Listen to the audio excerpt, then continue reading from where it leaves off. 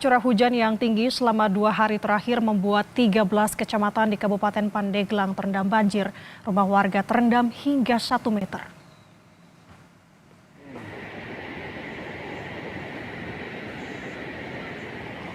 13 kecamatan yang terendam banjir diantaranya yakni Kecamatan Cibaliung, Labuan, Panimbang, dan Picung. Selain rumah warga, jalan desa juga terendam banjir sehingga kegiatan warga terganggu. BPBD Kabupaten Pandeglang telah menyalurkan bantuan logistik dan menempatkan sejumlah personil untuk bersiaga mengingat intensitas hujan masih tinggi. Ini pesawahan, air meluap dari sungai.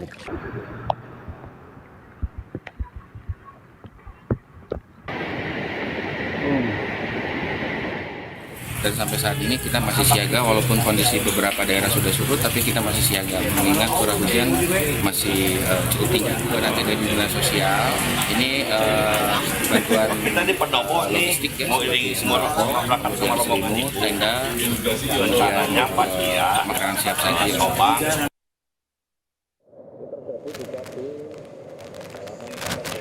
Luapan sungai Huangan Aji membuat akses desa Bledaran, Wonosobo, Jawa Tengah terganggu. Warga membersihkan sampah yang tersangkut agar air lancar mengalir. Luapan air banjir bahkan menyebabkan dinding sejumlah rumah warga ambrol. Data BPBD mencatat 3 rumah mengalami kerusakan akibat luapan air sungai Huangan Aji.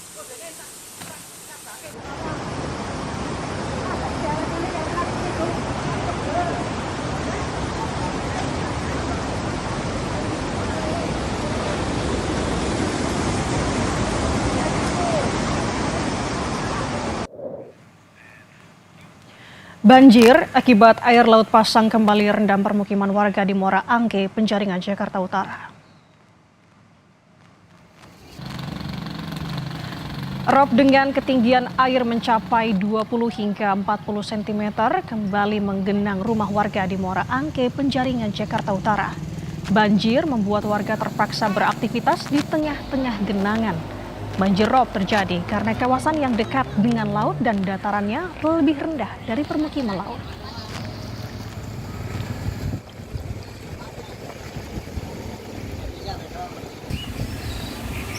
Ini untuk ketinggian air kurang lebih di angka 40 cm, itu di wilayah sekitar RT 10. Tetapi kalau untuk di wilayah RT 1 dan RT 2, untuk ketinggian masih kurang lebih dari 5 sampai dengan 10 cm.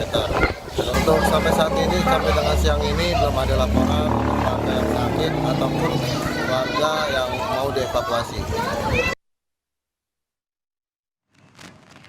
Saudara, akibat antrian panjang kendaraan di Pelabuhan Bakahuni, Lampung, polisi mengurangi kemacetan dengan sejumlah skema. Sebelumnya, cuaca buruk menyebabkan kendaraan tertahan di pelabuhan hingga 1 km.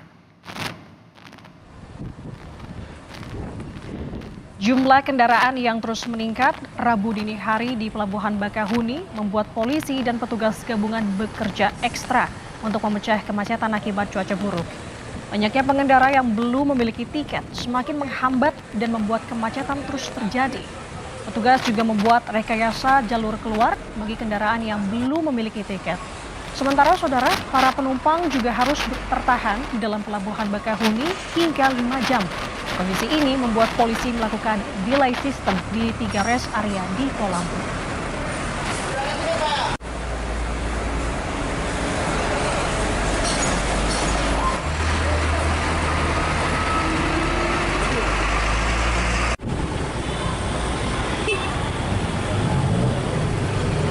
Kami dari Lampung Selatan, Polres, dan SKP juga Polsek Penanganan melakukan rekayasa lantas. Yang pertama, bagi pengguna jasa yang tidak memiliki tiket, ya, ini kami akan langsung keluarkan terlebih dahulu supaya nanti tidak mengganggu pengguna jasa yang sudah bertiket. Kemudian kami saat ini juga sudah mensiagakan beberapa rest area, ya, mulai dari 49B, 33B, dan 20B yang memang nanti kita akan terapkan delay system bila mana nanti diperlukan. Hingga Selasa malam, saudara, gelombang tinggi di perairan Selat Sunda membuat pelayaran terhambat. Bahkan antrean kendaraan dari pintu masuk Pelabuhan Bakahuni, Lampung mencapai 1 km. Gelombang tinggi dan angin kencang mengakibatkan kapal penumpang kesulitan bersandar di dermaga. Situasi ini tidak hanya menghambat pelayaran, tetapi juga mengganggu proses bongkar muat kapal. ASDP Pelabuhan Bakahuni menyatakan pelayaran kapal akan dihentikan jika cuaca semakin buruk demi menjamin keselamatan para penumpang.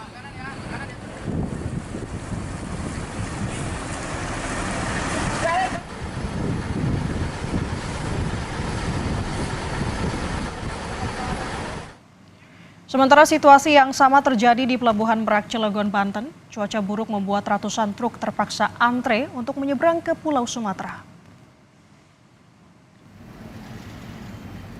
Akibat cuaca buruk yang menerjang perairan Selat Sunda, ratusan truk yang hendak masuk terhenti di luar pelabuhan menunggu jadwal masuk ke dalam kapal. Antrean ini juga terjadi akibat terhambatnya jadwal sandar kapal di dermaga yang kesulitan berlabuh untuk mengangkut kendaraan.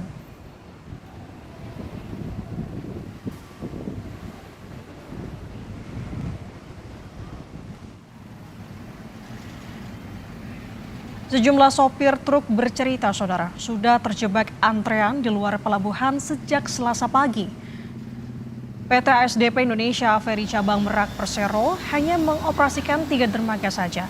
Berdasarkan informasi dari Stasiun Meteorologi Maritim Pelabuhan Merak, pada Selasa, gelombang laut di sekitar Pelabuhan Merak terpantau cukup tinggi, yakni mencapai 1,5 hingga 2,5 meter. Bahkan, ketinggian gelombang sempat mencapai 3 meter.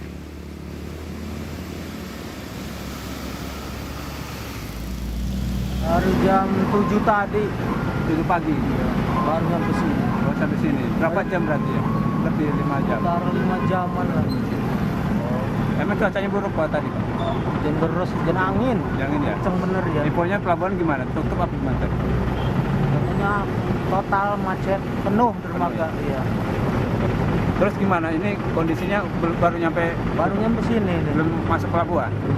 Kira-kira nyampe Palingnya maghrib lah ini. Kita ke sorotan lain, saudara. Sebuah bus syarat penumpang tergelincir dan terperosok ke dalam jurang sedalam 20 meter di Palopo, Sulawesi Selatan. 4 orang dilaporkan meninggal dunia.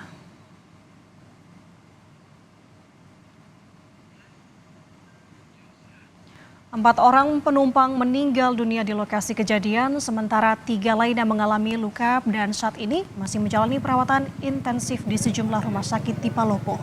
Kecelakaan bermula saat bus berusaha menghindari kendaraan lain yang datang dari arah berlawanan. Saat menepi, salah satu ban bus tergelincir dan tiba-tiba terguling ke dalam jurang sedalam 20 meter. Warga bersama Dinas Pemadam Kebakaran Palopo, BPBD dan PMI berusaha mengevakuasi penumpang bus yang jatuh ke jurang.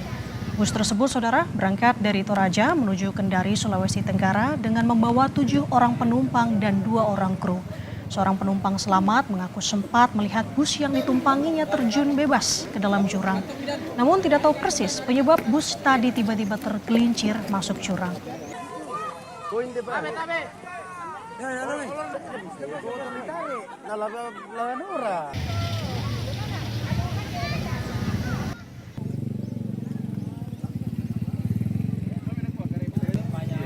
evakuasi diri itu bagaimana Pak? Saya kurang tahu bagaimana. Saya tiba-tiba di luar terus tangan saya bergerak cari pegangan. Tiba-tiba ada pegangan saya dapat, saya kait itu, saya duduk, saya lihat mobil turun ke bawah. Nah, setelah itu agak baik-baik, saya naik, tapi belum sampai di aspal, saya turun kembali ambil jaket saya. Setelah itu saya pendana persanku, saya buang jaket saya naik nih, duduk di situ. Berarti Bapak lihat langsung prosesnya jatuhnya dulu. Kalau untuk jatuhnya ke bawah, saya tidak tahu. Tapi kalau untuk meluncur ke bawah, sempat saya lihat itu. Saudara, polisi memperlihatkan rekaman kamera pemantau atau CCTV saat Aibda Robik Zainuddin, anggota polisi yang diduga menembak siswa SMK di Semarang. Kapolrestabes Semarang menyebut polisi terpaksa menembak saat hendak membubarkan tawuran. CCTV diperlihatkan saat rapat dengar pendapat atau RDP dengan Komisi 3 DPR pada Selasa pagi. Dalam CCTV terlihat suasana jalanan sepi. Pelaku sempat berbalik arah memindahkan motor, lalu menembakkan senjata api ke arah pengendara motor yang tengah kejar-kejaran melintas. Kapolrestabes Semarang, Kombes Irwan Anwar mengklaim polisi terpaksa melepaskan tembakan untuk membubarkan tawuran.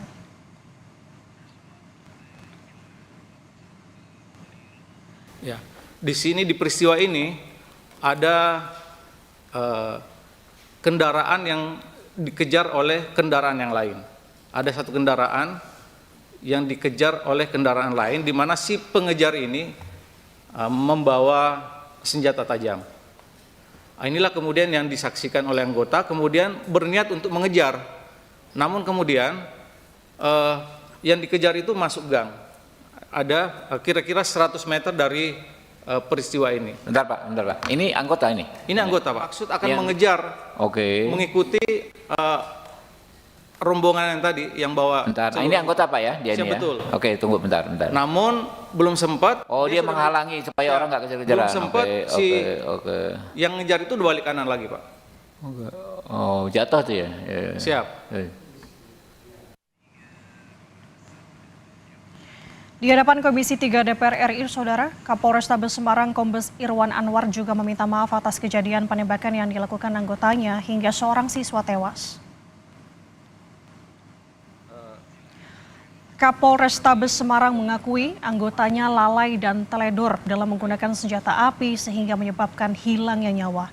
Kombes Irwan mengaku siap dievaluasi dan bertanggung jawab sebagai pimpinan dari pelaku. Atasan Brigadir R pada kesempatan ini memohon maaf yang sebesar-besarnya kepada seluruh masyarakat, khususnya warga Kota Semarang, terlebih keluarga besar almarhum Ananda Gama, dan atas segala tindakan dari anggota saya Brigadir R yang telah mengabaikan prinsip-prinsip penggunaan kekuatan, abai dalam menilai situasi, teledor dalam menggunakan senjata api, dan telah melakukan tindakan excessive action, tindakan yang berlebihan, tindakan yang tidak perlu.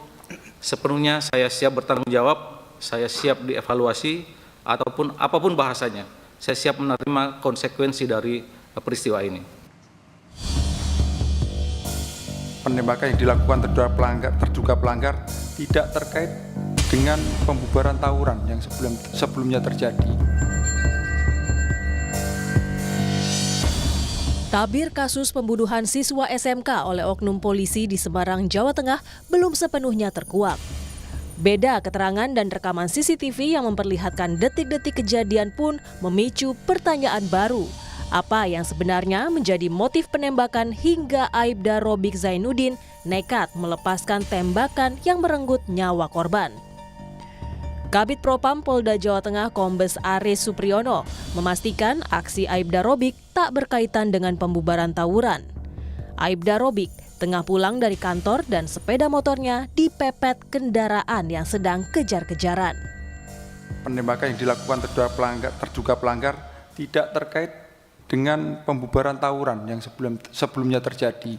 Dan memang anggota ini memang benar-benar pulang dari kantor, kemudian bertemu dengan satu kendaraan yang dikejar oleh 3 kendaraan yang diterangkan oleh Bapak Kapolrestabes. Kemudian motif penembakan yang dilakukan oleh terduga pelanggar dikarenakan pada saat perjalanan pulang ini mendapati satu kendaraan yang dikejar, kemudian memakan jalannya terduga pelanggar, jadi kena pepet, dan akhirnya hingga terduga pelanggar menunggu, seperti yang dijelaskan Pak Kapolrestabes, menunggu 3 orang ini putar balik, kurang lebih seperti itu, sehingga terjadilah penembakan. Padahal sebelumnya Kapolrestabes Semarang Kombes Irwan Anwar mengklaim kasus ini terjadi karena korban bersama remaja lain mengejar kelompok berbeda saat tawuran dan berpapasan dengan pelaku di depan toko swalayan. Geng Tanggul Pojok yang saat kedua kelompok gangster ini melakukan tawuran, kemudian muncul anggota polisi, kemudian dilakukan upaya untuk melerai, namun kemudian ternyata anggota polisi informasinya dilakukan penyerangan sehingga dilakukan tindakan tegas. Dari hasil penyelidikan sementara, diketahui penembakan terjadi sebanyak 2 kali. Satu tembakan mengenai korban yang meninggal dunia dan tembakan kedua menyerempet dada serta tangan 2 remaja lainnya. Propam Polda Jawa Tengah memastikan Aibda Robik akan segera menjalani sidang etik untuk menentukan sanksi hingga janji untuk mengusut tuntas kasus oknum tembak siswa SMK. Tim Liputan, Kompas TV.